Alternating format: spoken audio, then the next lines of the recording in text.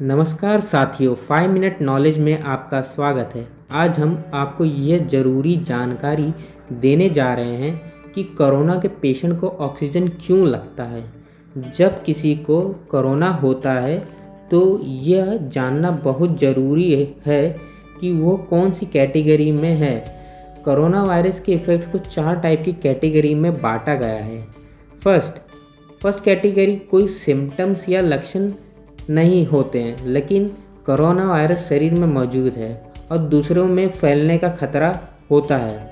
ऐसे लोग और भी खतरनाक होते हैं, तो हमें बहुत सावधानपूर्वक रहना होता है। दूसरी कैटेगरी, ऐसे लोगों में हल्के सिम्टम्स या लक्षण देखने मिलते हैं, जैसे कि सर्दी, सर दर्द, हल्का सा बुखार। और ये सब इसलिए होता है कि जो इन्फेक्शन होता है कोरोना वायरस का, वो ऊपरी श्वास प्रणाली में होता है। मतलब ऊपर वाले जो अपने रेस्पिरेटरी सिस्टम होता है उसमें होता है, मुंह के आसपास।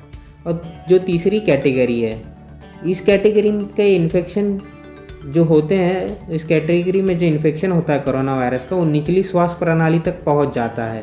तो इसमें सिम्टम्स थोड़े बड़े हो जाते हैं, जैसे कि बहुत तेज़ बुखार, तेज़ सर्दी, बदन दर्द, सांस लेने में तकलीफ़, ऐसे।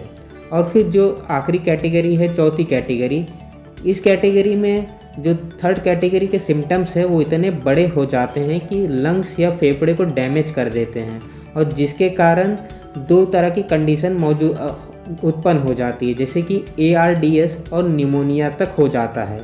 और इस स्टेज में ऑक्सीजन की सख्त ज़रूरत पड़ जाती है। चलिए इसे डिटेल में जान लेते हैं। जैसा कि मैंने आपको बताया कि 4th स्टेज में 2 कंडीशन उत्पन्न हो जाती हैं, जिसमें ARDS और निमोनिया होता है।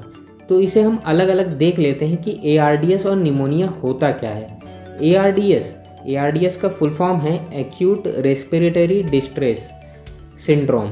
तो इसमें ARDS में क्या होता है, जो लंग्स और लंग्स या फेफड़े, इसके अंदर एक एल्वियोली नाम की चीज़ होती है, जो एक छोटे से हवा से भरा हुआ बैग की तरह दिखता है।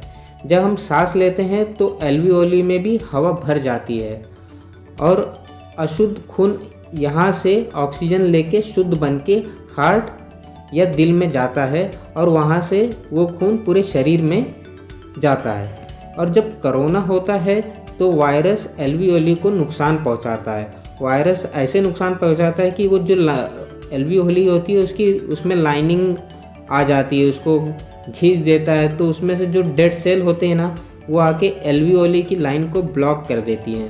तो जब वो ब्लॉकेज हो जाता है तो ऑक्सीजन अच्छे से खून तक पहुंच नहीं पाता, तो इसकी वजह से जो रिएक्शन पूरी नहीं हो पाती।